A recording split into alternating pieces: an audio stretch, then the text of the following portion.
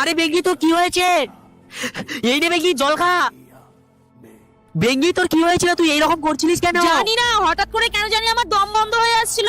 বেঙ্গি তুই থাক, আমি হাতটা ধুয়ে আসি, তাড়াতাড়ি খেতে হবে। আরে বেঙ্গি তোর কি হলো, আবার এরকম করছিস কেন? এই নে জল খা।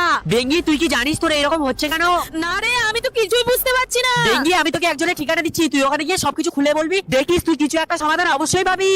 ওং ব্রিং চ্রিং চামুন্ডায় স্বাহা। কি হয়েছে মা তোমার, তুমি এত চিন্তিত কেন? আসলে বাবা সত্যিটা তো আমিও জানি না, হঠাৎ করে কেন জানি না আমার দম বন্ধ হয়ে আসছে। ঠিক আছে মা, তোমার হাতটা আমার হাতে দাও।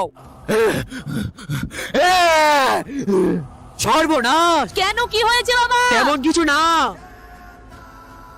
যাও এই তাবিজটি তুমি দুধ দিয়ে ধুয়ে যত তাড়াতাড়ি সম্ভব নিজের শরীরে বেঁধে নাও, এতেই তোমার মঙ্গল। এরপর এর সঙ্গে কি হবে সেটা ঈশ্বরেই